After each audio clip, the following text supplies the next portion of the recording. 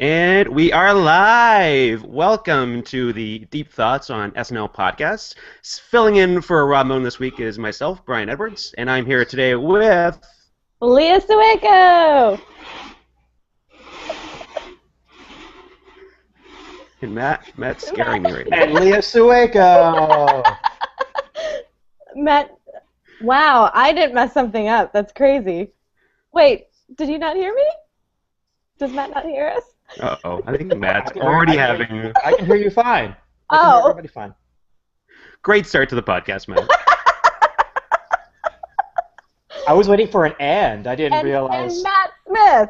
Yeah, And? I didn't know I was in charge of the and. Oh, Should we have just introduced well, we did actually just introduce one another, so that was nice. That was a fun turn of events. Yay! Great start. Yay. Live TV. So our normal host, Rob, is away. He's either visiting family, in jail, or undercover. I don't know. Who cares? So I'm filling in for him this week, and we're just going to jump right into it. This is episode 40-07 with host Cameron Diaz and musical guests Mark Ronson and Bruno Mars. And so overall thoughts, just in general, what did you guys think, Leah? I was incredibly underwhelmed by this entire episode. I'm not going to lie. I'm not going to sugarcoat it for you. Wasn't impressed. Did Matt? I was gonna lie, but if Leah's not, I thought it was a mixed bag. Like, it was weird. Like, I basically enjoyed a lot of sketches, but had problems with them at the same time. Yeah.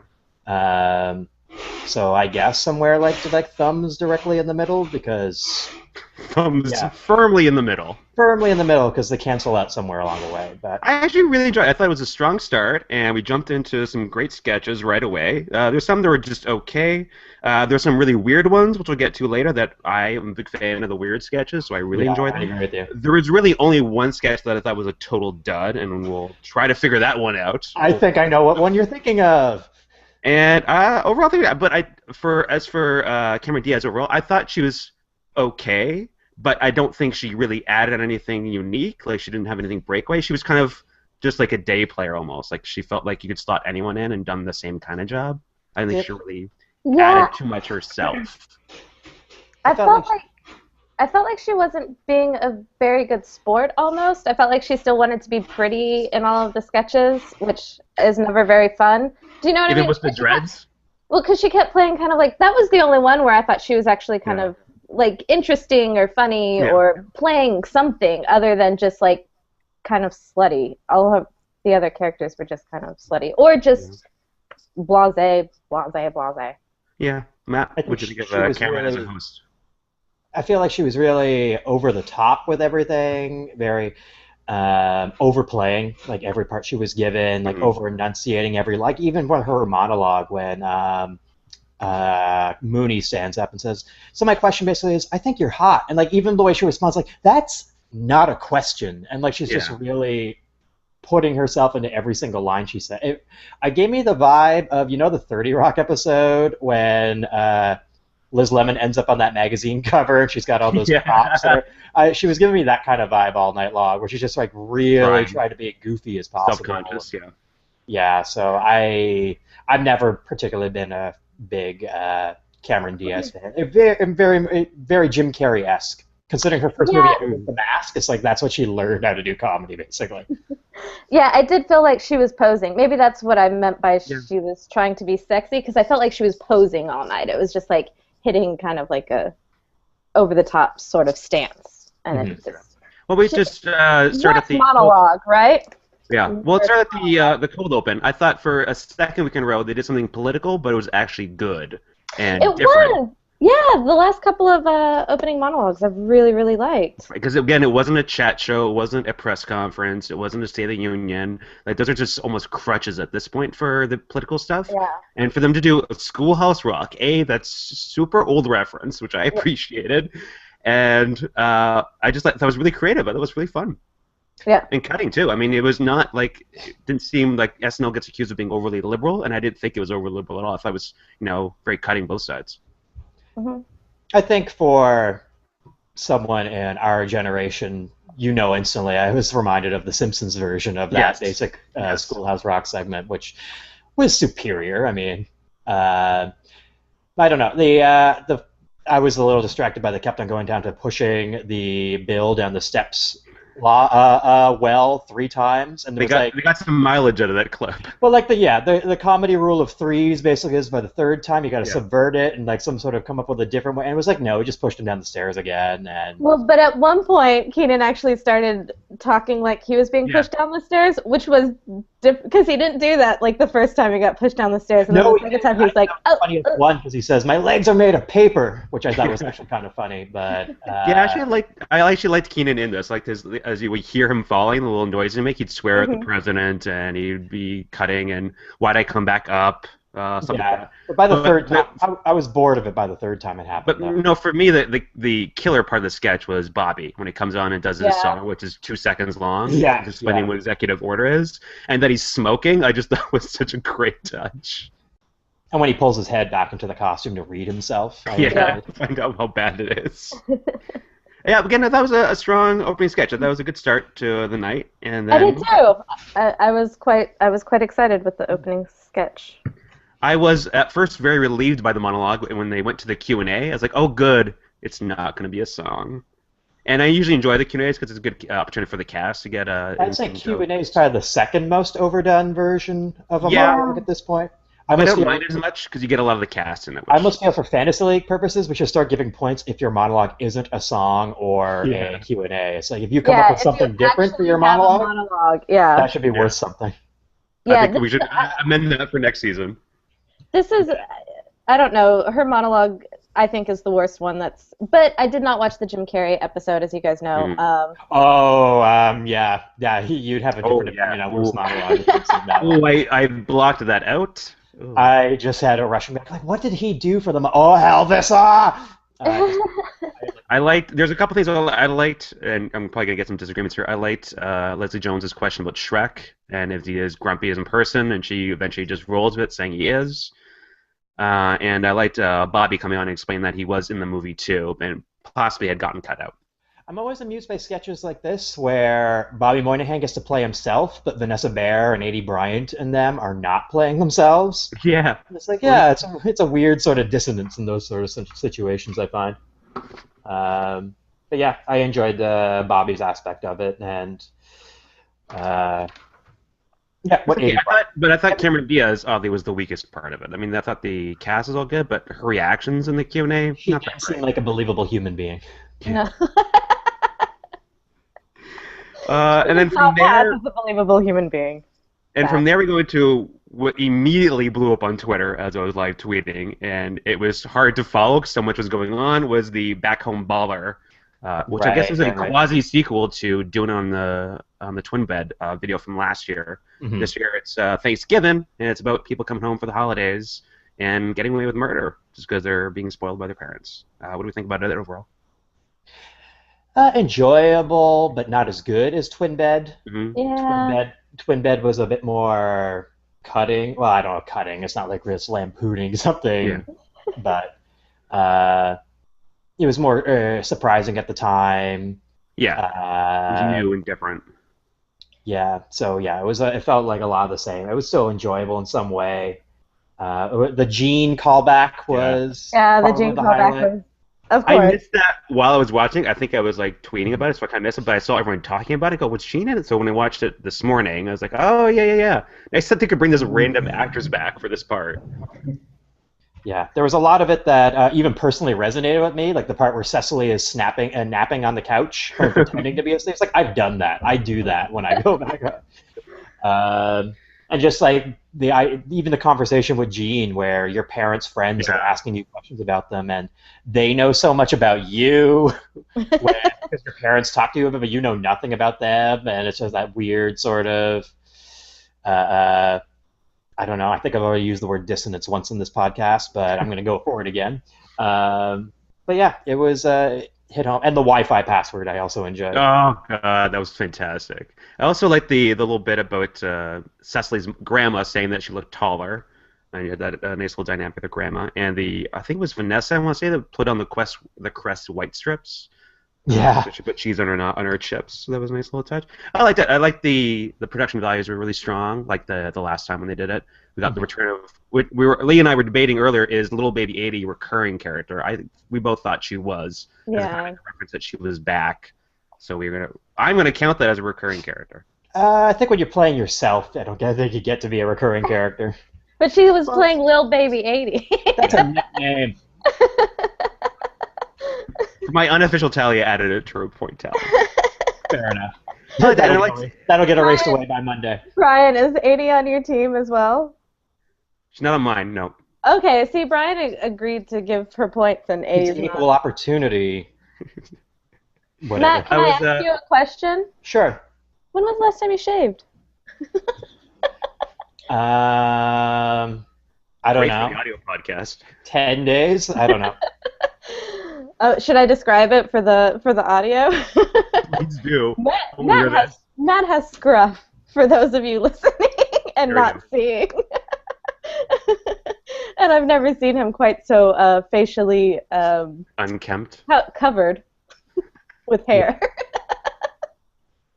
Riveting stuff. Basically, I shave for work-related reasons or if I have a date, so you can tell it's been a while. I was going to say, yeah, because I remember you telling me you shave when you have a date, but girls like rustic, you know? Like, that's, it's rugged, it works for you. You know. Lumbersexual is the new in.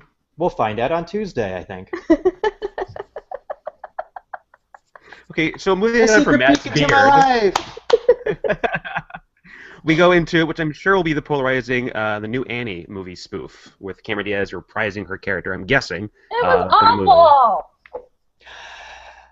I won't go awful. I guess is another one where there's some stuff I liked and some stuff I didn't. Yeah. I thought Vanessa was great in it. Nope. Her version of Black Annie I thought was very amusing because there's something about it when it's coming from Vanessa where there's like this wide-eyed innocence and a blank stare that comes with it. And like even like the beginning when they're all singing the Hard Knock Life and they say something about an iPhone 6, it's a modern twist. And I enjoy sketches that can have more than one kind of joke to it, where like that song in itself had a bit to it, and then obviously the main thrust of the sketch was the Leslie Jones stuff. But yeah, I think if you're not a fan of Leslie Jones, you probably didn't like the sketch so much because she was obviously the key part of it. I like Leslie Jones enough. I can see why she's not everyone's cup of tea, but I liked her. I liked the fact that she's 43. She has her own kids. Yeah. She described herself as an orphan, a veteran, and she played half a season in the WNBA. Yeah. When a white Annie comes up to her, she threatens she will slap her right now if she doesn't get out of her face. And I like that she can palm a pumpkin with one hand. It was a nice little visual gag. Yeah, I wonder if she can really do that. Or if that was like that was a pretty big pumpkin, even if it wasn't a real one. I'm assuming there's a bowling ball like thumb hole for her there, but probably. Her dad is Wycliffe Jean. Her mom is possibly Bonnie Raitt. That was a nice random choice. Nice of the audience to remember who Bonnie Raitt is, too. Yes. I know. I would have gone Reba McEntire, right? Yeah. And what did we think of Jay as Jamie Foxx? I mean, Daddy Warbucks. Awful. He was awful. It was the same thing that you have to say about every Jay Farrow impression, where it's like it's competent, basically, but there's no hook to it. There's no creating a larger character out of it. It's like, yeah, he's got the voice and the mannerisms or something down, but there's nothing. He had the voice? I didn't think he. I was not getting Jamie Foxx whatsoever. Jamie Foxx impression, I'm sure. Jamie Foxx has like a Christopher Walken type impressionable voice, but I thought it was okay. It was passable. I got the joke. I like that he screws up his own name in the. If they hadn't told you he was supposed to be Jamie Foxx, you would never have gotten that was supposed to be. Well, unless you know that Jamie Foxx is in the movie, which is coming out in like a week or so. And that little line from Gold Digger. Yeah, because that was the song he sang the chorus on. She wasn't big in it, but I did like Cameron Diaz's line. What did I tell you kids about singing while cleaning? That it won't bring our parents back. And got a nice little awe from the audience. Yeah. A decent sketch. I mean, it's like Rob was saying, Twitter last night or Facebook saying, yeah, this goes about as well as you can expect for a spoof of a movie that hasn't come out yet. Yeah. I mean, that's Rob, a movie. I hate that guy. Good riddance. Who needs him, right, guys? You guys are mean. Undermining Rob at every turn. I can change all the passwords. He'll never get back into any of these accounts. Don't you suck up, Matt. Weren't you the one who was saying that we were going to kick him off? I don't know what you're talking about. Brian, change the password to those zeros and whatever it was in that one sketch. Yeah, I'll never figure it out. I'll see if he paid attention to the episode and change it to the same Wi-Fi password. So Orphan Annie, okay. There's some good things I liked. Some things that were just, I wasn't crazy about, but overall I liked it. It wasn't. It's like you said. I'm not a big Leslie Jones fan myself. I thought she was better in this than a lot of other sketches seen her in because she hasn't walked off camera and then come back and squinted at a cue card or anything. But yeah, it's not her. She stumbled on lines in this. I think there's one question that she had in the monologue. She stumbled on that as well. So she's still not fresh. Not ready to be not ready for prime time or whatever you would put it. Coming up next is one of my favorites from the night. I don't know why it's a weird one, and it reminded me of Bird Bible for some, I think, obvious reasons. But we got the Nespresso commercial for the urban farmers who want to speed up the process for getting their baby chicks hatched. What do we think about that? Yeah, because I'm guessing urban farming is a real thing. Yeah. And so there's probably based in something, and I just just from the beginning was like, hey, come into my house and I'll show you, and they have to awkwardly climb over the fence. I love that. That climb, and that's just the way she said it. Why don't you come over right now? Like she was intense, and they got everyone's got that weird stilted delivery, which I just love, especially. I loved the how does it work? And she's like, I don't know that part. Yeah. I thought that was a brilliant I don't know that part. Yeah, Vanessa's the best at delivering those sort of lines. Where it's like, I don't know that part, and then just sort of like stare. And she had a weird facial tics going on this entire sketch. Like her mouth would crawl to one side of her face. And you get the double whammy of the awful sound of the egg being hatched wrong, and it just comes out as bones. Karen says, that doesn't sound good. No, it doesn't. And then you see the little pile of bones in the mug, which I love to use a mug. And then put this one in right side up, and you see this little chick land on the bones. Something about that is just so wrong. I'm sure there's some people who are quite angry. I wish they hadn't explained that if you put it in wrong, it's just bones that comes out. Yeah, I thought the same thing. I agreed with you. Yeah. I was like, why did they explain it when they were gonna? It would have been a funnier image if they hadn't explained it. Yeah. And then it just said we don't know why it goes wrong. Yeah. Yeah, because it didn't look like he took it upside down or anything. But that's nitpicking. But I feel like we're a little nitpicky. Yeah. I feel like somebody should have been like, you know what, this joke would play better if we didn't explain it before it happened. I just love that visual of the baby chick on top of the bird bones from the previous one. I had to pause. I was laughing so hard at that.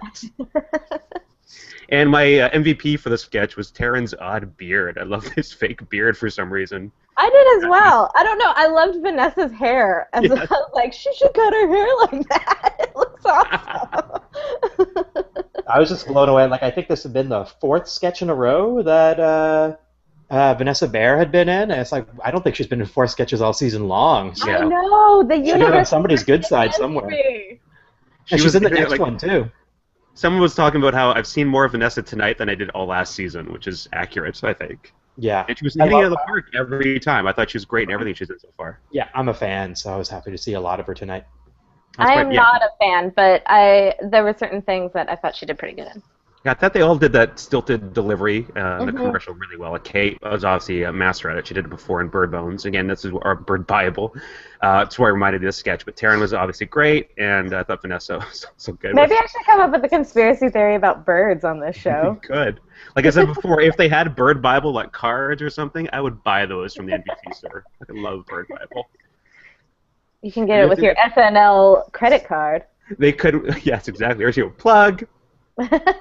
Let's just enjoy egg pods. I'd probably buy those egg pods too. Let's just enjoy it for what it is. What are you gonna do with all those birds? Why would you?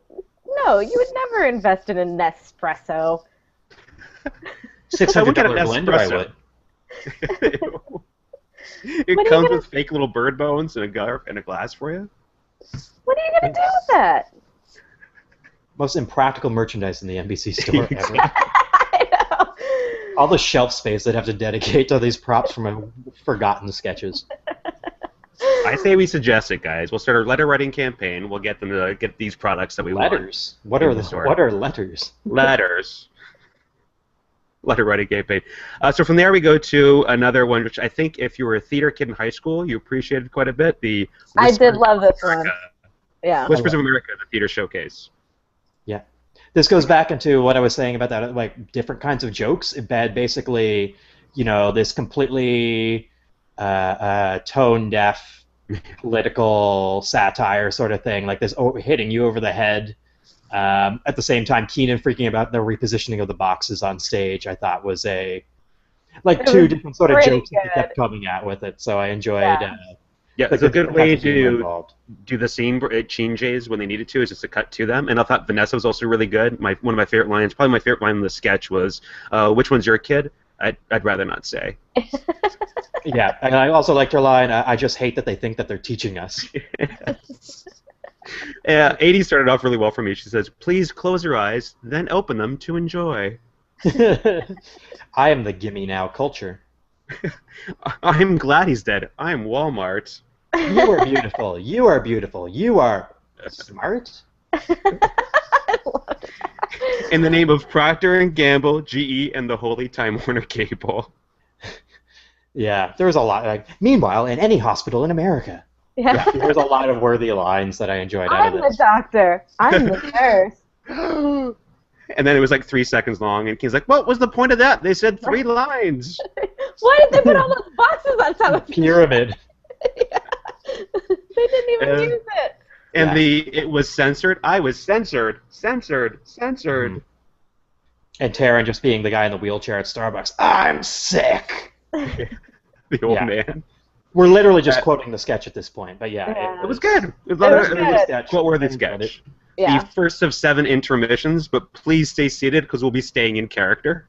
Walking around. That's everyone who goes to live theater's worst nightmare, when the actors come up to you in character and they go through the aisles. I think everyone's terrified of that. Really? I would think you would like that a lot, Brian. Like if you like The Lion King, I think I got nervous when I saw The Lion King and they started going through the aisles. Like, oh, don't talk to me. No, I don't want to interact. I mean, it's The Lion King. You should be intimidated. Yeah, it's true. Royalty. He's royalty. I mean. I know what to do with that. Yes, they do. They do that. So before we go to commercial, we have a nice little title card in way of a tribute to Mike Nichols, the director who recently passed away this week. Don't confuse me. I thought we had a commercial we were going to. I was like, when did this happen, Brian? You're changing the format. Not our commercial break, no. Okay. Coming to I hired sponsors when my episode takeover this week. I must have missed that because I think I just fast-forwarded. Yeah, it was just like a title card with his name on it, not even dates or anything like that. Okay. I didn't see that. Just image. Yeah, it was a nice little tribute. Okay. Then we're going to get to the first musical break. I think anyone who picked a song had picked this correctly with Bruno Mars and Mark Ronson's Uptown Funk. Uptown Funk gonna give it to you. Yeah, I liked it. I actually quite liked the song. I did watch all of the musical performances. I think St. Vincent is the only other, like in the past 2 seasons, that I've watched the entire musical performance. What was that one that was earlier in the season? The one-word name? Osier? Yes, that's right. I like that one. That one surprised me. I like that one. Yeah. This one I liked too. I'd like Bruno Mars is now transitioning from being Michael Jackson to being James Brown. It's very, very interesting to watch the. How long do you think it takes him to find backup singers who are the same height as him? I didn't even notice. To make him look like he's a normal height. I think the thing that bugged me most about this segment is the very beginning where Cameron Diaz tries to dress like Bruno Mars to introduce him. She's got the little fedora thing going on, like her finger tucked into her bed, like, ladies and gentlemen, and it's like the whole same trying too hard feeling from her that I got all night long. To be fair, she was probably on a lot of cocaine, so. Oh, allegedly. Wow. Boom! We got slander going on now. According to Leah, we do not endorse this. Whoa. Wait, is our sponsor not cocaine? I thought our sponsor was cocaine. I'm sorry. I think not SNL of the 80s and late 70s, Leah. Come on. It's a clean show now. You don't know that. You don't know. You'll have to wait 20 years to find out the shit that was going on right now. Get the behind-the-scenes updates and 80 Bryant's tell-all book. Mm-hmm. Remind me of... Everyone else read... Paul Tompkins for Vulture a few years ago was doing the recaps of American Idol. every week or every episode. He's doing the recaps, and eventually, I don't know if it started off right away, but at every single performance for every single song, his very first critique was he'd go through each of the judges and write what they liked. Every single song, he wrote, "Steven likes it!" exclamation point. No matter who it was, what they sang, in any situation, every episode, Steven likes it. And that was, for some reason, that stuck in my head watching Bruno Mars and Mark Ronson on this. Yeah, I like it. Brian likes it.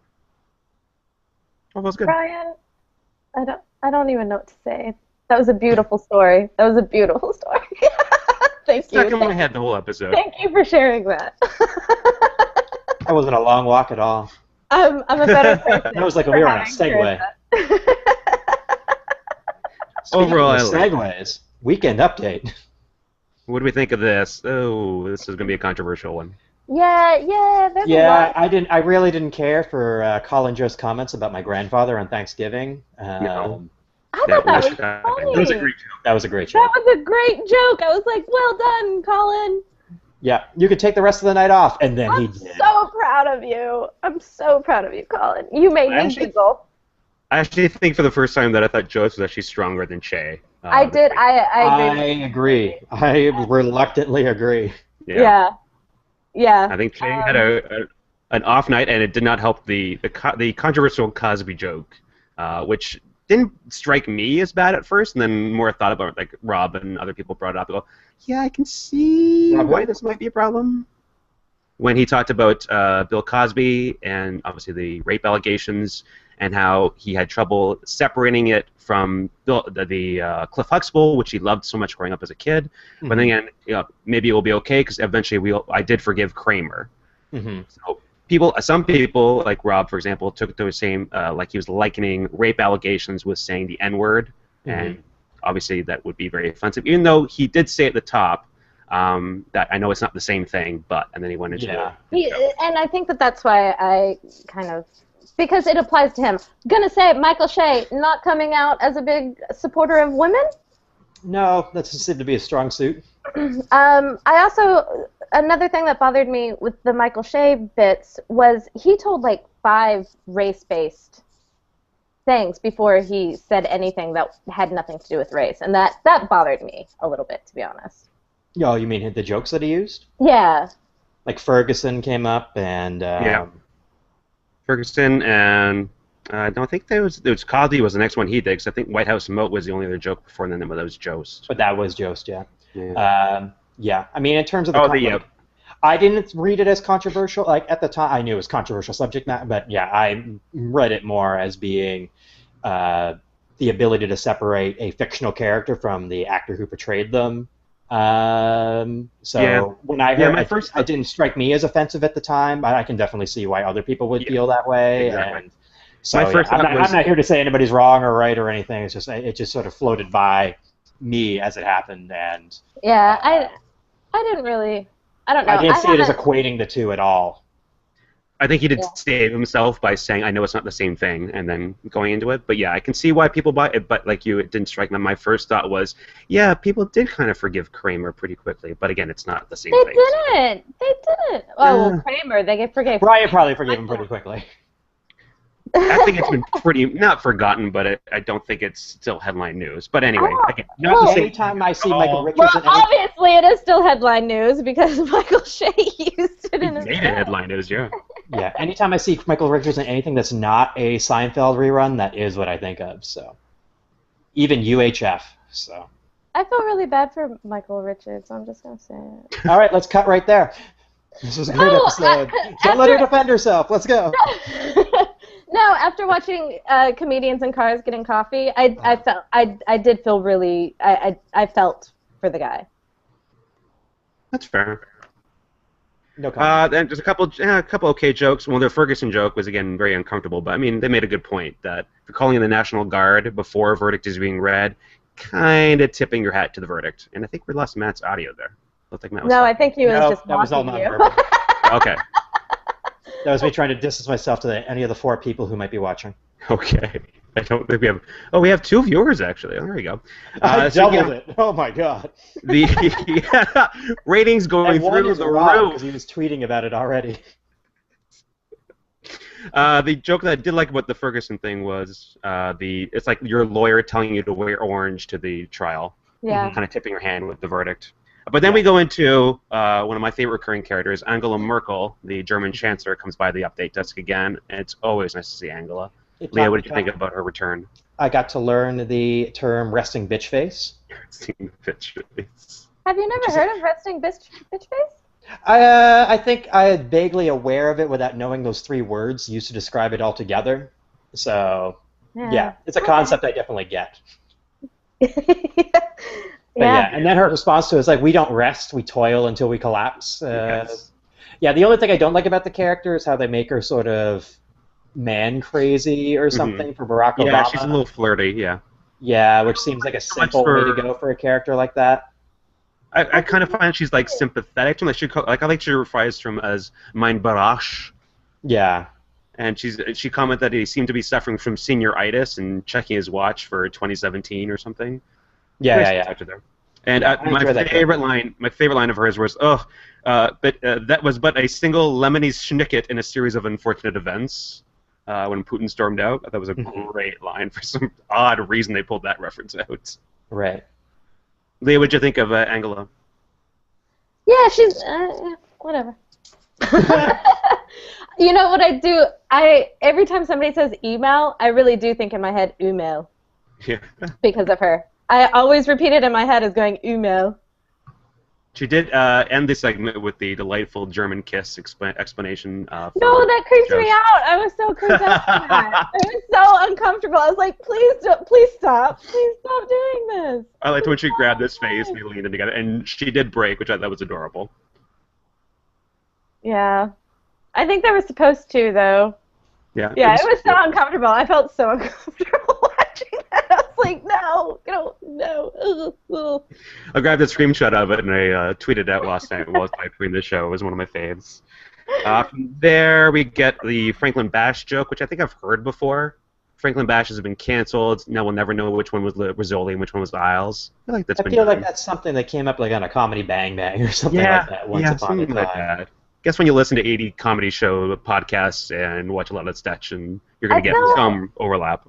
I feel like it's strange to make a joke about a show being canceled, which implies it was not a popular show, and then compare it to another show that was canceled, which also implies it was not a popular show. Yeah. Well, Franklin Bash was on for 4 seasons, so I mean, I think Kumail Nanjiani was on a few episodes of Franklin and Bash, and I think someone made fun of him by saying he was on Rizzoli and Isles or something. It might have been Doug Benson or something like that. Now that I think about it, but it was like a Doug joke.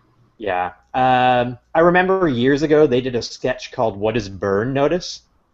And it was like a game show, and the idea is like, what is Burn Notice? It's like it's the #1 show on the USA Network, and the show is like, what is this show about?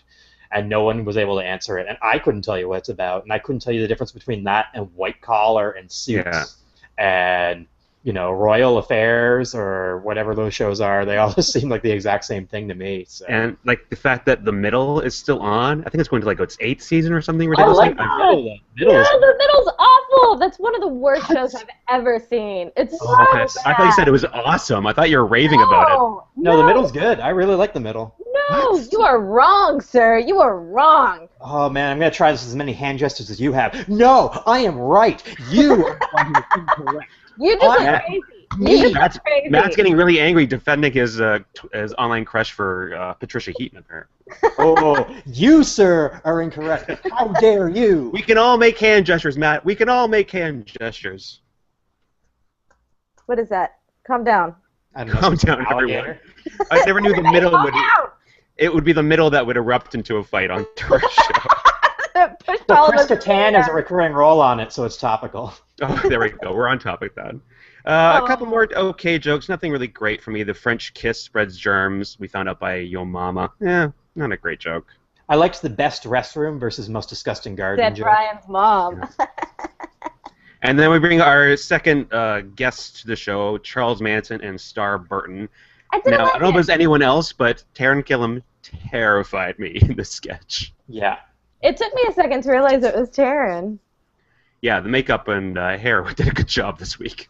Yeah, it took me a second. It's like, is that Charles Manson that they invited on the show? It was never acknowledged, like, how they were able to get a lifetime criminal onto Weekend Update, but... Nothing really surprising. I did like the joke that she thought he was in there for tax evasion, and she hadn't read or heard about the reason why he was, and he wanted to keep it quiet. I liked when she said something about his black eyes being like hagfish swimming around in a barrel, and he went, and then he started going, "Aw," like he was leading the entire audience, and like an "aw" moment. Yeah, that was good. Just sort of cut it off. When they were telling their meeting story about how they met. Yeah, that was all right. It was cute. Yeah, it was good. Tax evasion. Of course. We can't ignore Spider Penis. Yeah, they did like 3 or 4 of those finish each other's sentences. I mean, 1 or 2 would have been good, but I don't know, kind of hit it on the nail a few times. And Matt's now gesturing what a spider penis looks like, I'm guessing. That was the best. Wait, what does a spider penis look like? I missed it. Well, that'd be the spider, and there's and then maybe just... That spider is pretty gifted. Yeah, that's a pretty, that's a well-hung spider. I'd hit it. Oh, and with that, let's end our coverage of Update. Overall, what did you think about Update? I did not think it was their strongest. If I'm pro Jost, it wasn't a good. No, I'm saying like if he came out strong, it probably wasn't the best Weekend Update. Oh, right, yeah. No, agreed. I mean, it's still a problem. I think it should be. I remember in years past when you'd be watching a shitty episode and the saving grace would still be, I'll stick around till Update because whoever is hosting at the time, you could usually get a good few jokes out of it, and now it feels like the dead spot in the episode more than anything. It's two guys. Like they're 2 different shows. Like there's again another week where there's no interaction between Jost or Che at all, and I just find that's really weird. They're both just really trying to play the straight man, I find. And it just feels like 2 guys who are straight man and stifling laughter at. I like when Jost is kind of the more naive one in a dynamic. Like I thought him and Angela Merkel were good together because she's clearly the more domineering one there. I like that. Like when a couple weeks ago he was asking Che if he can use certain words. I like that dynamic for him.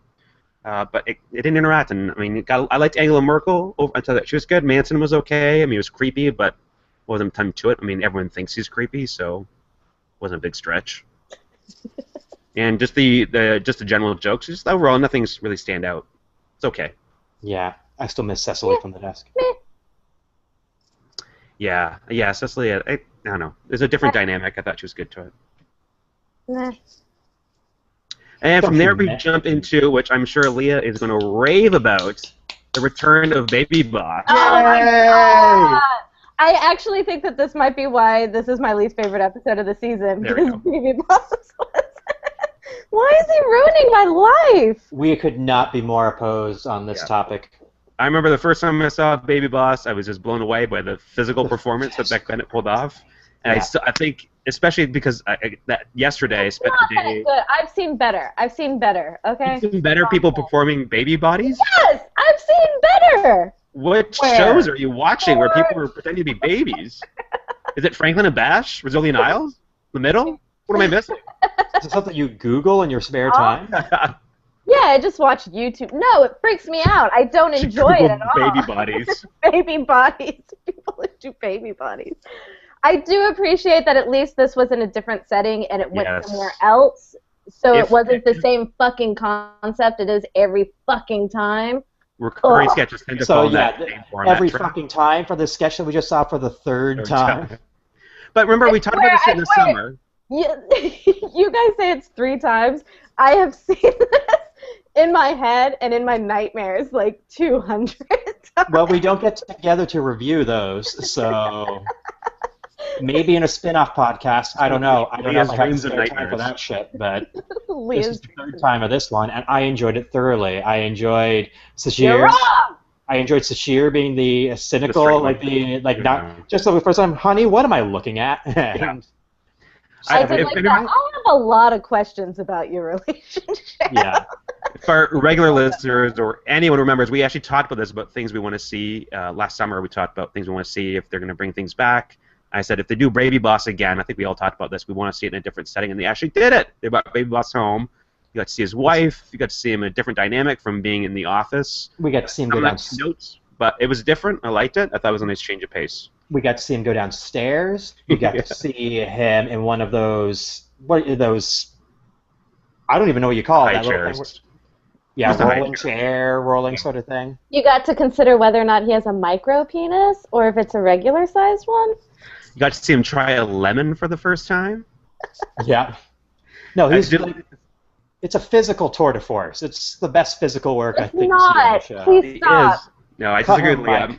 100% the kiss itself, when he kissed his wife and it kind of blew air at her while he's doing it. Yeah. I think I watched that like 3 or 4 times back to back. I just thought that was masterful. And the idea of him and his wife talking about having a baby and just the reactions it got from Sashir and Keenan. Really? Just the horrified look they had. I did like Sashir and Keenan in this sketch. I really did like them, but I hated. Sashir for me more than Keenan. Keenan felt like he was very. Again, this is going to be an odd critique. Broad. I don't know if anyone would have thought that about Keenan, but like he was practically elbowing her. Shut up! I could get the promotion. Like a more hacked and cliched situation for a sitcom. You could not have the promotion. Don't screw this up for me. Let's just play it cool. But Sashir, I thought was really good. See, I find it unfair that when we talked about this last summer of what we would like to see, what we would not like to see, you made the comment, "Let's see Baby Boss somewhere else," and I said, "Let's never see Baby Boss again." I win. One of us got Apparently, one of you guys is a tastemaker, and the other one is with a wool poncho. So. It's over. Should I put on my poncho? It's too hot in here, guys. I know everybody wants to see the poncho, but it's too hot. It's too hot in here. But then we can yell, "Take it off." I also thought this was actually a good use for Cameron Diaz. I liked her as his wife. For some reason, it was a nice, sweet, but creepy still dynamic. She's like, "I'm not sure if I could be a mother," and she's like, "Here comes the airplane." And the kisses, she was like kissing his hand and all that while he was You're like. wrong. I thought, and the sexy quote unquote says, "Oh, someone wants to spend some time together." It's like, "Hey, how about a bath? I'll fill up the kitchen sink." Yeah. So disturbing, but so good. I miss Rob. I miss Rob. What? Rob would have agreed with us. Rob would agree with us. He'll message us in about 10 seconds to tell us. I just got a message from Leah. You are wrong. You did not, because I got a message saying, "Leah, you've never been more right in your life." Oh, he's playing us against each other. That trickster Rob. He's trying to take down this podcast from the outside. From the outside now? Yeah, that's not the best plan. I would have thought that one through there, Bobby. From the inside long enough. Don't fall into his trap. Rob's trying to ruin this podcast. You just didn't want to be associated with it at the time. Speaking of show ruiners, let's get to the next sketch. Dr. Dave and Bugles. I believe easily my least favorite. Yeah. I mean, if the Keenan is the center of a sketch, it's like down, like starting at -3 for me from the get-go. But I mean, this one, just the first line of the sketch is basically about him having his genitals ripped off by a monkey. And they don't even bother to explain like how this monkey got to his genital. Like it seems like at some point you explain where you're. Like your best friend isn't always close to your genitals. Feels like there's an opportunity for a joke to explain why his pants weren't there at the time, which they never bothered to touch. It seemed like an opportunity just for them to make a bunch of mention slang terms for genitals and for him to try. Whoa! Sorry, Rob. Leah likes genital slang. And I'm gonna keep going. And insults towards the monkey. It's like one of those ones. Like if we have cute animals in the sketch, people will enjoy it. But the monkey in the cage and the lemur on the neck. The lemur was really cute. Yeah, there was two things. There was two things I enjoyed about this sketch. There was the one line about how he dangled his genitals and made me grab at them and miss, and so then he reared back like Nolan Ryan to throw them at the exit sign. And the other thing I enjoyed is the cutaway shot to the exit sign at one point, where it was just he references it and then they just go to a still shot of the exit sign, and then cut back to the sketch. And it was a weird editing choice, so the editor was the MVP of that one for me. My favorite bit, made a note that Dong, live animals were a nice touch. I thought that was, fun live television possibilities. But then I said the gum the monkey was playing with was the most interesting part to watch. I said to myself, like, is that monkey supposed to have that gum? Yeah. And I noticed on the rewatch, while they're cutting to Cameron Diaz while the monkey was escaping, you could hear the monkey being taken out of his cage. He didn't sound too happy about it either. I didn't notice it during when I watched it live, but I noticed it on the rewatch. You could hear the monkey being very vocal about not liking that. I had assumed that they just moved that cage and put in an empty one in its spot. Could But have. maybe you're right. Yeah, Yeah, it's could have been a safer way to do it on live TV. Was eating. What about eating? What do you think the monkey was eating? Well, he was playing with gum. I don't know what else he would have been doing. I thought it was taffy. Oh, could be Well, taffy. It's something you can pull. We've established that much. Are you Certainly. allowed to feed? Why would you feed a Generation. monkey gum? It seems like monkeys should not. Taffy makes so much more sense. I feel like taffy would be a better option than gum. More nutritious. It stays in your intestinal tract for 10 years. It just made me want to see. It just made me want to watch Brian Fella. That's all anybody really wanted. Exactly what everyone was saying. As soon as this gets started, go, is this Brian Fellows 2.0? Is this Brian Fellows coming back? Which would be so insensitive right now. Yeah. Oh, yeah. Oh, poor Tracy. Yeah, this was a big dud across the board for me. Yeah. I mean, you give it to Cameron for playing with that live lemur, and that was about it. When you start with Dong as your premise, Yeah. it's just going to go downhill. Yeah. It's Dong. easy Didn't you love dongs around the world, Brian? Yes, I did. Yes, actually. and he also enjoyed the sketch. Yeah. Oh, not for Matt. Oh. That's enough. Enough of that sketch. Oh, Next it's got a one. whole page on it. Matt was really invested. For next sketch, we get to a pre-tape bit, a return for Colin Mooney's Chris Fitzpatrick character, which I Welcome. love. So welcome. Yes, very welcome. I love this character. When I first saw him last season, I think I said last year, they reminded me of people I knew in high school. Maybe Yep. it's just baggy clothes because it was the 90s, and just that awkward, false bravado. Mooney just sells it. The opening segment where he's like, he sees that pylon and he picks it up and he says an unsafe zone and then puts it back down. It's like, what is he doing? You just feel like he just noticed that and just riffed that while they're Yeah. filming it. I don't think that was scripted at all. But yeah, it's so like a real archetype of people and just like the cutaway shots of car accidents and police and riot gear. The cutaway stuff was always fantastic. I love when he lists things. Things he said about his rival, Andy Rydell, was that he wears name-brand circus clothes, which Mhm. I don't know what that is. That his younger brother, Jordan, is nicer and plays piano. Yeah. And that last year he got everyone to call Chris's character Milkman, which is, I think, is unexplained.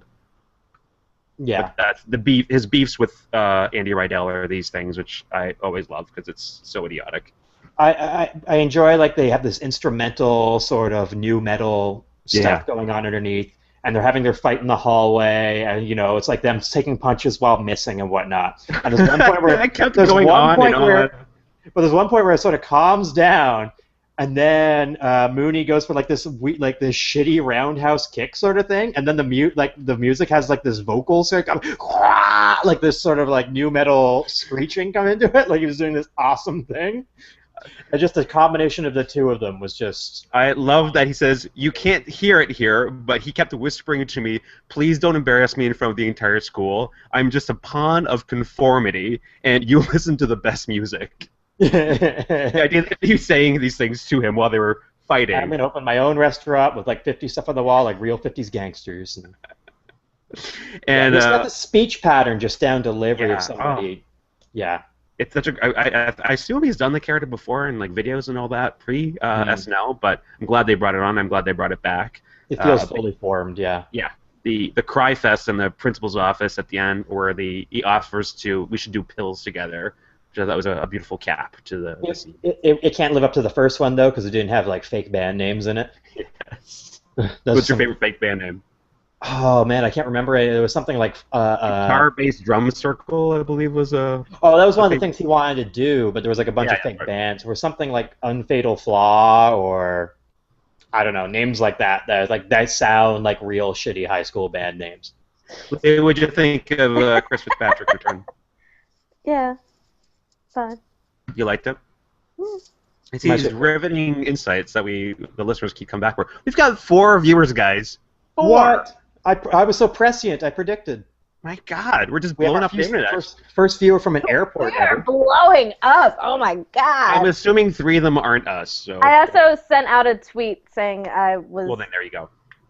That you guys brings all the viewers to the yard. That you guys were topless, so that's probably why you got 4 people. There we go. Oh, now we're down to 3. Yeah. Oh. They're not here for the compliments. They're here for the tension, for the cutting tension. We've ruined it all. It's just plummeted at this point. Oh, I hate you, Brian. I'm indifferent to you, Leah. Oh. Why don't we jump to our you. next sequence? We've got poetry class with Mrs. Meadows, which is a recurring character, I believe. Yeah. I'm not 100% sure. I think at least twice she's done this. Yeah. Okay, so Mrs. Meadows is back. She's substitute teaching. She's listing her favorite poets: Taylor Swift, Kanye West, and M&M's. Yeah. That's I believe she lists, and she gets corrected on that. Yeah.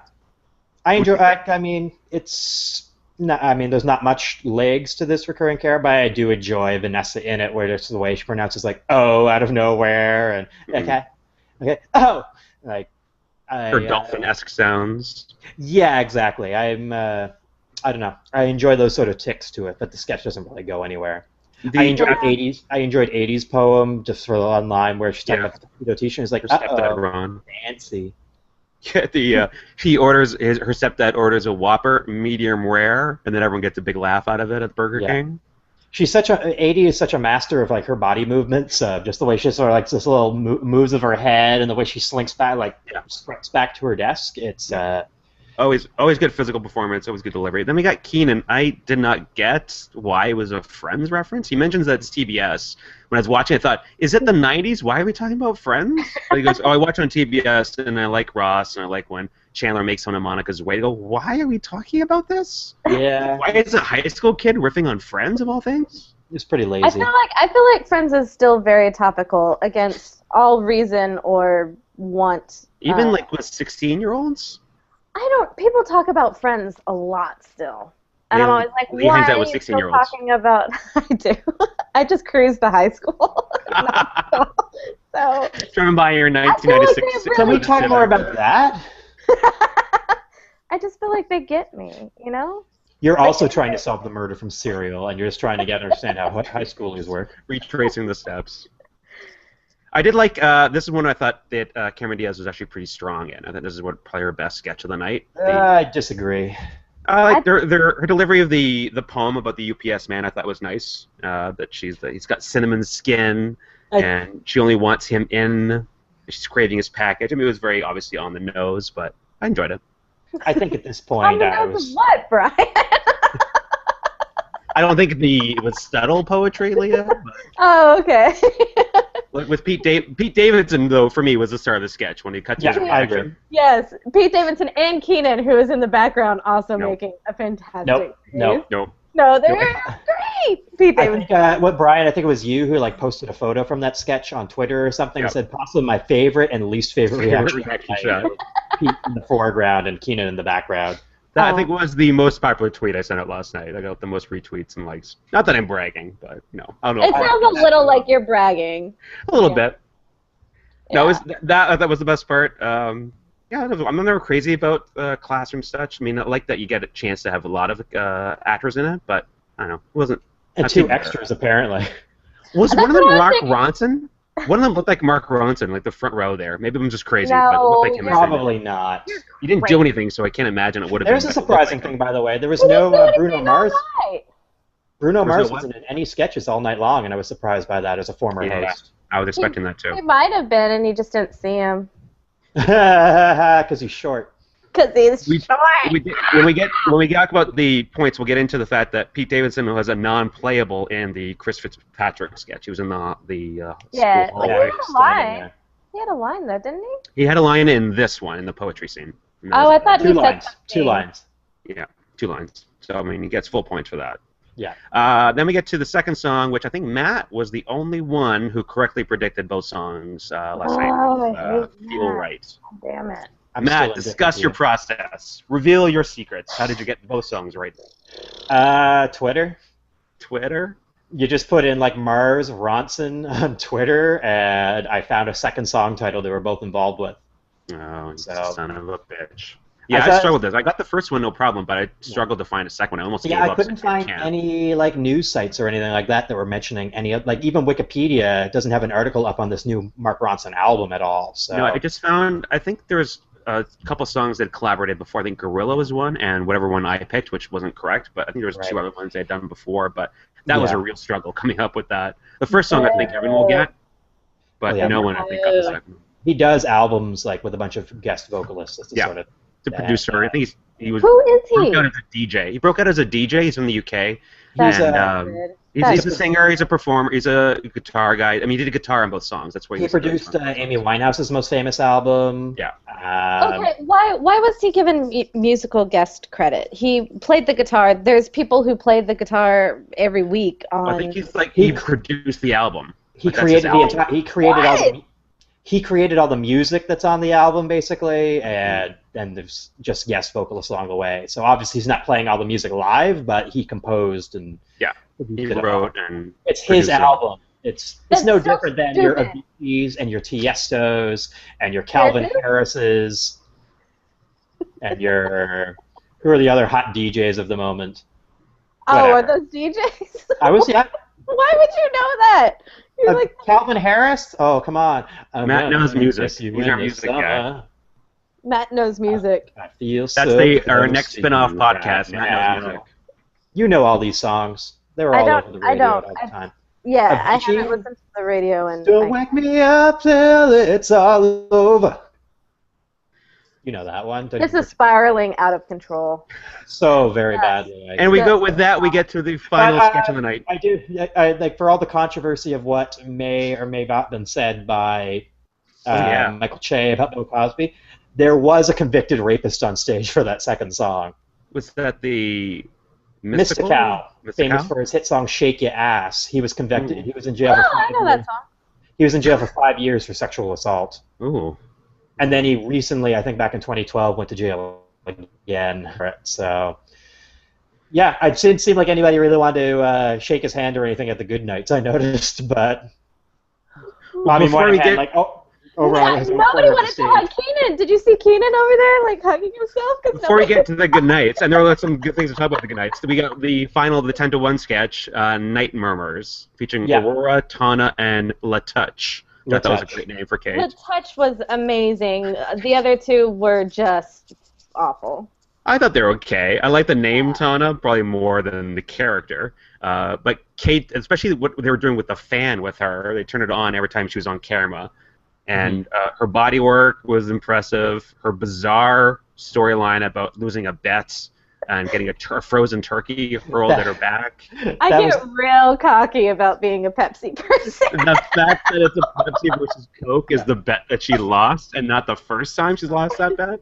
One of my favorite. Great touch. One of the easiest ways to get me to laugh is awkward phrasing of sentences. So this sketch was right up my alley. With the two that stood out was Cecily saying, "Are you home all by yourself? Don't be that." And when Kate is talking about her date and her bet, and it's like, that was a bad bet to make. Yeah. I also liked, I think it was Cameron who says that the package which she wants to give you has to be refrigerated immediately, and it may look like it says danger, but it's actually Dan Gear. It's Dan Gear's package, and you need to put it in the fridge right away. Isn't that wild? None of the Cameron Diaz stuff worked. No, none of the Cameron Diaz stuff worked. But the Cecily and Kate stuff. I feel like at this point, like the last 10 minutes of the show should be ceded over to Cecily and Kate to do something together, whatever they want to do every episode, because this, it has a similar vibe. I strongly disagree with that. Well, it's my talk. I thought Cecily's was the weakest of three, but I did enjoy the grandma's way too full of herself. She was a real model, and she keeps reminding me about that. She hates clowns. She calls me the late night phone slut. She hates clowns, even though she's the #1 clown. I loved that. And I don't know if you want to speak to this, Matt, but what did you think about the line, you have to be over 18 but under 6 inches? Why would you ask me why? What's that supposed to mean? Well, it felt weirder asking Leah about it. Let's just put it that way. Why would you feel weird about asking me? It's a really inappropriate joke. Wait, is it? I feel like there's literally nothing I could say now about. No, yeah, dangerous, thin ice for everyone on board for that joke. Cross my legs now. Uh-oh. Very self-conscious, man. So, what do you think overall of the Night Murmurs, Leah? The what? What did you think overall of Night Murmurs? Oh, Night Murmurs. I thought you said nightmares. I said heart murmurs. Not on your spin-off podcast yet. Yeah. No, I really did love Kate McKinnon in it. I thought she was hysterical. Cameron and Cecily did nothing for me in the sketch. Matt, what do you think overall? Same thing, except for I liked Cecily in it. So yeah, I like Cecily the lead. I enjoy watching Cecily and Kate as a team. They work well together. They weren't working together. They didn't say anything to me. Yeah, I guess you're right. But I mean, even in the Annie sketch earlier in the night when they're singing, like they're putting their arms around each other in that sketch, I was like, oh, they're buddies. So. Whoa! I think this is the first time Matt's ever admitted that somebody else might be right. Oh. Then I must have been wrong. And then we actually get a full goodnight, which I thought was nice. They actually played, I think, the whole thing. And highlights of it for me were Keenan's bizarre air hug to no one in particular. As everyone else is saying goodnight, Keenan's there for a good 5-10 seconds, just hugging the air in front of him. He looked around and nobody wanted to come over to him. So no one on set likes him either. Zing! That's not true. Everybody loves Keenan. I generally wonder if things were kind of weird because of Mystical, the former prisoner, being there. Maybe. I don't know. It might be a weird energy. Like, if you know anything about his legal troubles, it's like, I don't know if I really want to shake that guy's hand. Well, I didn't, but Jay did get the first time with the host. Why would you have him on if people were going to be so uncomfortable? I mean, he wasn't booked shit on there all the time. Booked. It was Bruno Mars. Yeah. They probably said, hey, we want to bring this guy in. Okay. I'm pretty sure they could have been like, no. Could, maybe. Who knows? It's controversial. I know. I had no idea about it until Matt brought it up. Lauren could have put his foot down and been like, no rapists allowed. Or I didn't like Bobby and Kyle were kind of like hugging goodnight, and then they noticed the camera, and they both start mugging for the camera. Bobby did an adorable little wave to it. I think, was Kyle saying live from New York at Saturday night? Was that his first time saying it? Well, he was at the beginning, you mean, or at the good nights? No, was it the first time he said? Oh, I have no idea. Because Bobby pointed at him like quite excitedly, like maybe it was the first. Yeah, maybe. I mean, I guess you'd have to go back to the old episodes, but I don't know. It was good. The good nights were cute. We actually got the full ones. I think Matt's a little frozen there, so we'll give him a chance. Matt's a little frozen. Log out and come back in. His heart, at least. Well, he's AOL. AWOL. What did you think overall of the episode?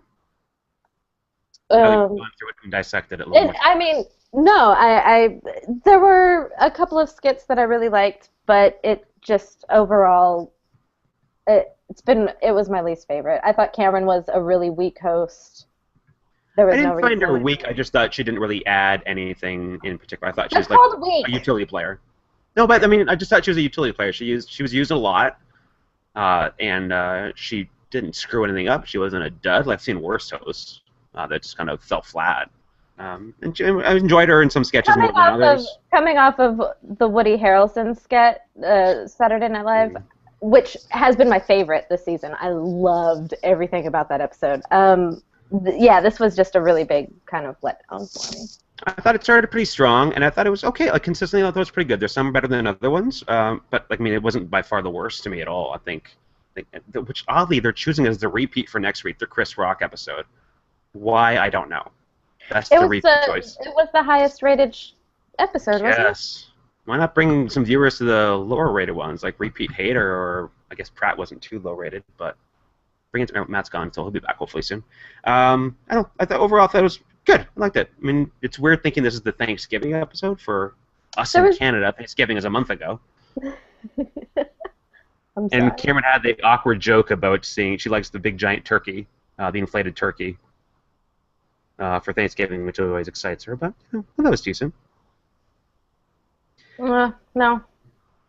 It didn't move. It didn't move me. Hopefully Matt comes back soon. If not, what do you think for the points this week? What do you think was the top 3? Oh, I thought you were going to ask what I thought of Matt before I came back. Oh, yeah, that too. If you want to discuss Matt. Points.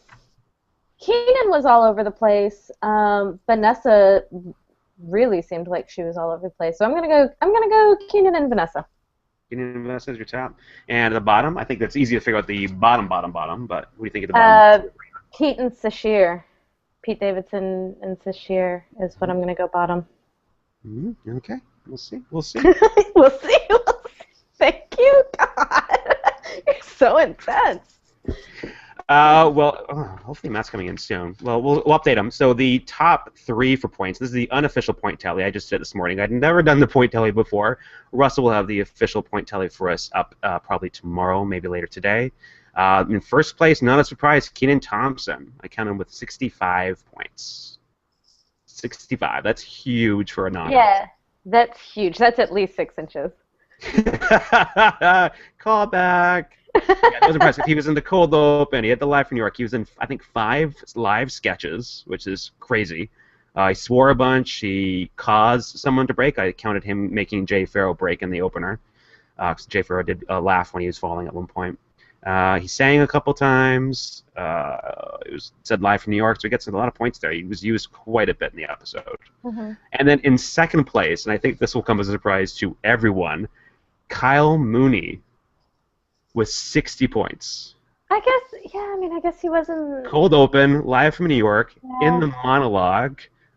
Is in a sketch. He sang, he's in pre-taped, he recurred a character, swore a few times, and cried in a sketch as well. Okay. Yeah, that adds up. Kyle Mooney, second place, 60 points. Yeah. And just edging out in third place is Kate with 56. You better have not had some interesting topics while I was gone. We just talked overall. Welcome back, Matt. And we're going over the points. Matt, who do you think are the top 2 or 3 point getters this week? Kenan was all over the place, but I'm going to say Kenan 1, Kate 2, Vanessa 3. It's actually Kenan 1, Kyle Mooney in second with 60 points. Okay. And Kate just edged out Vanessa Bayer for third place. Vanessa was 2 points behind at 54 points. Okay, yeah. Because Kyle was in the cold open and he had a recurring character. Cold open, the monologue, recurring sketch, pre-taped, swearing, crying, singing. Yeah, he did a ton. I was surprised. I was just adding up like crazy. Yeah. And at the bottom, I think Leah was correct. Matt, who do you think is on the bottom there? It's got to be Pete Davidson. Yeah, Pete Davidson coming with only 8 points. A non-playable and a pre-taped and 1 sketch, unfortunately for me. And Zashir was in second last with 22.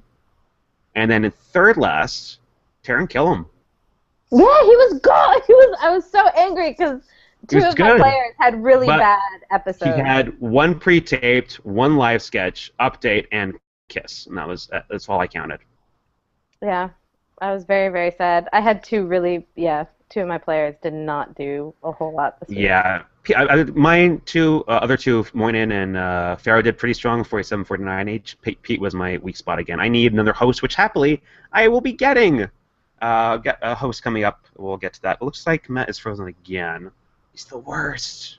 He's just the worst. Oh, I thought he was just doing that really intense stare thing he does. He could be, but it's been pretty intense staring.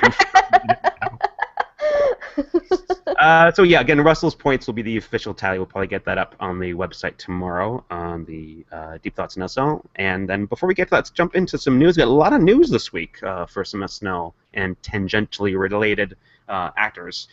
First up is Will Forte's show, which was announced ages ago, Last Man on Earth. Ages ago. Which like is actually year, produced. Right? I think so. It's been a while anyway, but it's produced by Miller and Lord of the Lego Movie and Cloudy with a Chance of Meatballs fame, and that 21 Jump Street franchise. You've heard of it? I don't know. So it's going to debut on March 1st at 9 o'clock with a special 1-hour episode on Fox before it goes into its normal 9:30 time slot. Not much. The trailer is on the website. You can see it on. Are you plugging for Fox now? You can see the trailer on SplitSider. It's pretty good. Did you see that? You saw the trailer, right? Yeah, it looks amazing. I don't quite know the longevity of where the show goes, but it looks amazing. Will Forte looks amazing in it. Yeah, I'm excited. I'm definitely excited. You have to assume they're going to be bringing some other people. I don't know if they're mutants or what you want to do. I mean, he can't just be by himself. Again, who knows? It's Miller Lord, so I can't imagine it's going to be a disaster, but I'm curious to see where they're going to go with it. I think it's interesting. And Will Forte it's not going to be a Mulaney, right? Oh, poor Mulaney. We've already talked about that enough on this show. So Will Forte looks pretty good in it, and I'm excited for that. And like I said earlier, they have announced the next 3 hosts, or December hosts for SNL. We've got on December 6th, James Franco and Nicki Minaj. James Franco was correctly predicted by yours truly as a host for the season. think I had him in like the 4th round of the host drafts. I feel like you're promoting yourself a whole lot. Yeah, I'm gonna get to promoting other people as well. I think it was Saad, maybe Kevin. I think Saad predicted Nicki Minaj as hosting. She's not hosting, but she's gonna be there. And if she's in any sketches, she'll get some points for that. Saad had by far the worst host picks I've ever seen in my entire life. I don't think he's had anyone yet. I know Rob hasn't had anyone yet, and neither has Russell, which is odd that the host of the whole thing hasn't picked it a host yet. But whatever, works for me. I'm getting a second Russell? host. What? Brian's thrown it down. Coming after you. He already took Rob's job. He's going to come after you now, Russell.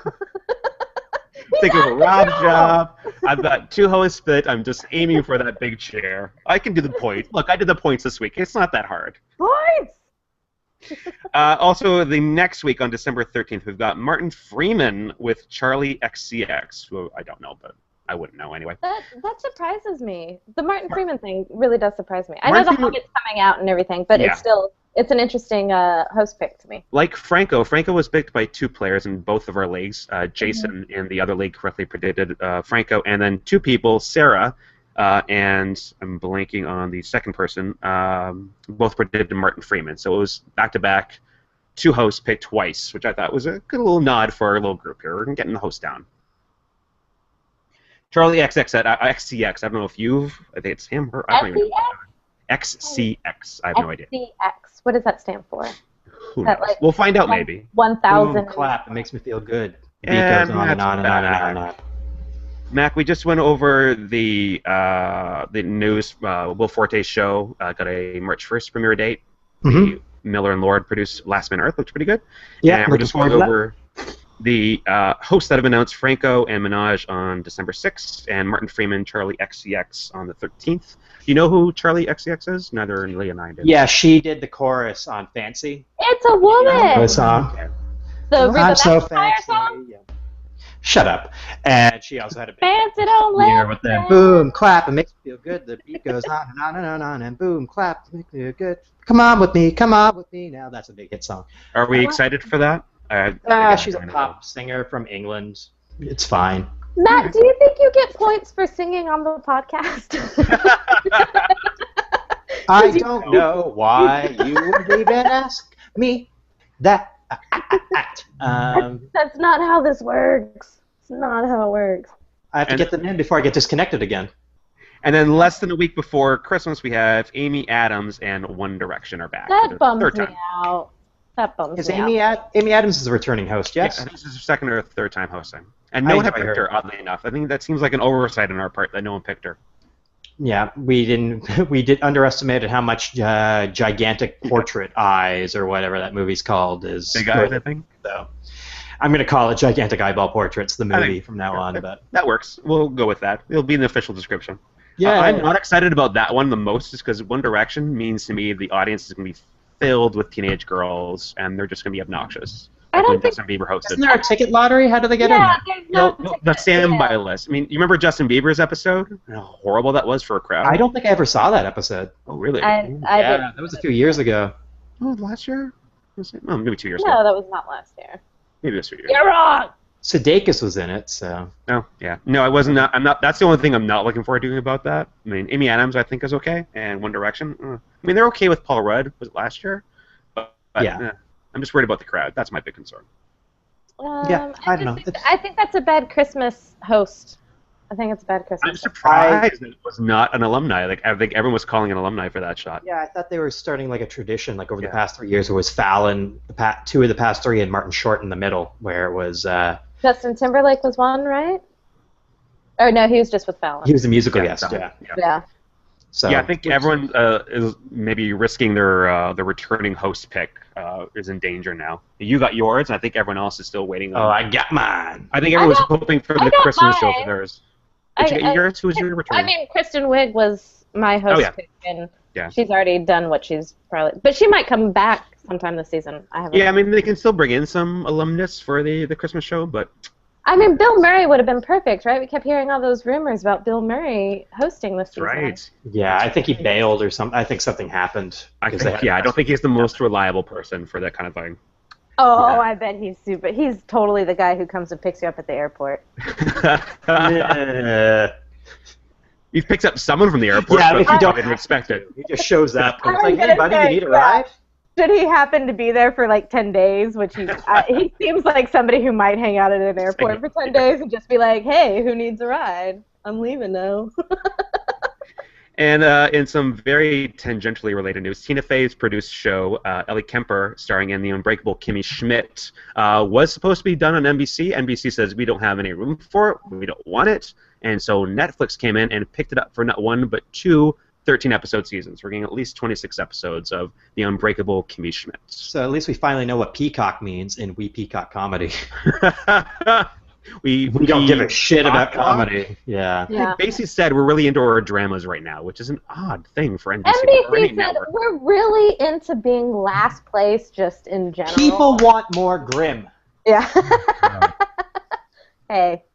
Oh, yeah. I'm actually excited for that. I love me Ellie Kemper. I'm looking forward to it. And I like that it's got a guaranteed 26 episodes. I mean, it sounds like fake praise, but it's not really to say that she was easily the MVP of The Office for the last 5 seasons of that show or whatever. So. Yeah, definitely. She was a bright spot. And speaking of Tina Fey, she and future host Martin Freeman are coming to be starring up in a Taliban Shuffle feature film. Which shows them as war correspondents in Afghanistan. Sounds hilarious. Based on a book. Well, no, it's supposed to be like a dark comedy. Yeah. Yeah, Martin Freeman, Tina Fey. And the like a love interest. Yeah. Okay. Yeah, I like Martin. the journalist. I'm sure you already said this, but Martin Freeman was incredible on Fargo, so I'm really looking forward to seeing what he does as a host. And, Martin Freeman, I think, is fantastic in everything. I expect him to be utterly a delight hosting the show. I'm kind of like I would have loved to seen him during the Christmas show. Actually, I could have seen them. I don't. Somebody signing on, but they could just do a recreation of the Office Christmas special. Or I could. Again, I'm not pitching myself as a writer for the show, but I kind of see them doing like a Hobbit Office mashup, maybe in my head. I could see them. I don't think enough people watching know about the British Office necessarily that they could like touch on the Tim character. No, they really won't. They really won't. I think it'll just confuse people because they're like, why are they doing a spoof of a show that was canceled in the States a couple of years ago? Yeah. I don't think people would understand There's so many layers to it that you would have to explain and really count on the audience to follow along with you. But maybe we'll get a Hobbit at a McDonald's this time. That'd be amazing. The Hobbit in Fargo, Minnesota? Fargo, North Dakota, or South Dakota? The movie Taliban Shuffle is written by a 30 Rock writer, Robert Carlock, so that gives you an idea what the tone could be. A 30 Rock writer is writing it. That's pretty exciting. And the oddest news for me this week is that Jimmy Fallon, John Krasinski, speaking of The Office, and Stephen Merchant have a deal with Spike TV to do lip sync battles as a TV series. Spike TV's picked up the lip sync battle segment from Jimmy Fallon's show as a show. Well, do you know where they got that from? Stephen Merchant and John Krasinski and Emily Blunt. They're all good. Yeah. They're all good. I know why the three of them do it, but kind of started the fact that it's a TV show, it just seems like I can't imagine sitting down to watch it for 30 minutes. No, it's retarded. Oh, Leah. Jeez. Oh, sorry. Poor choice of words. Oh, jeez. No, yeah. The comments from Leah Sueko do not represent the entirety of this podcast. Thank you, Matt. I think Rob was talking about too. The popularity of it is strictly YouTube videos. Like people watch it on YouTube and share those videos from whenever someone does it on Jimmy Fallon show. Is that going to translate into numbers for a weekly TV series? Is it going to be like regular people doing it, or is it going to be celebrities? And if it's celebrities, is it going to be like C-level celebrities? It's just going to be Wayne Brady every week. The only way I can see this working is if it's like for a 6-week summer thing. I think it starts in April. Like it has to be just a very limited run because if they do Who Wants to Be a Millionaire and just 5 days a week drive into the ground like they did that show back in the day. I don't know. Hollywood Game Night. Again, that's like short bursts. They did it for like a month and then they take it off for a while and then they bring it back. Did they? Yeah, I mean it's short bursts. I don't think it's not still on right now. It's the kind of thing you'd bring back when you let It's on in our heart all the time. I think it's a fixture in their schedule at this point. Hollywood Game Night. I do too. Yeah. Yeah, but it's not like 26 the caliber of celebrity has gone down. Like I know when it first started, they got some pretty big talent to be on there, and now I think it's sort of it's just Melissa Joan Hart and Joey Lawrence. Ooh, Joey Lawrence. Oh, I'd watch that. I'd watch that in a heartbeat. But I mean, at least there's a variety of games and stuff where it's like, how aren't you gonna get sick of watching a bunch of lip sync numbers? At least on Fallon, they do it sporadically, where you can. Like in my head, they're doing like 3 celebrities at night, and there'll be like chit chat banter in between. I go, oh god, I'm already bored. I can't imagine. Like maybe if someone I love, I'll watch their segment. Maybe an hour. I don't know how long. Who knows? I can't. Oh, it was such an odd news to me. I can't even deal with this. Can we finish this podcast with a lip sync battle? Oh god. It'll be during our off season. We'll do that. Lip sync podcasts. Especially with your mic problems, Matt. They'll be perfect. I'll get disconnected. So I think that's it for this. Having mic problems again? My hosting duties are coming to a close. I'm sad. I want to drag this out some more because I'm having a lot of fun hosting. I think we can all agree it's much better without Rob. No, you did a great job. Thank you. I think. Yeah, Rob told me to go fuck myself at one point. And also, so. Banned. Rob's banned from in all the show. seriousness, I don't think Rob gets enough. in all seriousness, I don't think Rob gets enough credit for how. Okay. No, Rob's a great host. Rob really is. We love Rob. I don't want to compliment him. I think he does a great job. He's freezing at the worst times. I know. It's because he's insincere. All right. Okay, so Rob, we all agree Rob's great. Me, so never mind. And so we'll wrap this up with our goodbyes. Leah, where can people find you if they'd like to? If they'd like to, they can find me at the Arby's on the corner or at Leah Sueko on Twitter. Perfect. And yourself, Matt Smith, where can people find you if they'd like to? Is he freezing again? On Twitter, I guess my handle is @HickoryWhat, which no underscore or space because you don't have spaces in Twitter handles. And I'd also like to plug that The Gap is having a sale today for 50% off. So make sure you get down there and use the right coupon code. If you're watching it live, head over to The Gap, people. 50% off. That's a sweet deal. You can follow this show. On the West Coast, does it still apply? You can follow this show on Twitter at DeepThoughtsSNL. You can follow me, if you'd like, at CoconutPhone77 on Twitter. We'll be posting this video in probably the next hour or so. The podcast, fingers crossed, if I teach myself how to edit it, will hopefully be up tomorrow. If not, you can blame me because I have to teach myself how to use the editor. I blame you anyway. The next show will be brought to you by Rob Moden. Will be back to host after the December 6th show with James Franco and Nicki Minaj. So hopefully we'll see you. Oh God, what's December 6th is the next one. So we got next week off. They're re-airing the Chris Rock episode. Can you believe it's December already? And then December is coming, guys. December. Oof, winter is coming. So yeah, the next new live episode will be December 6th, and we'll have the podcast back for you that weekend with Rob hosting again, either to the benefit or detriment, you decide. So hopefully we'll see you guys next week. And thank you, Matt. Thank you, Leah, for joining me in my inaugural hosting job. You're very welcome, Brian. Thank you for the support. I needed it. Good job. And thank you. Oh, and with the applause. Perfect.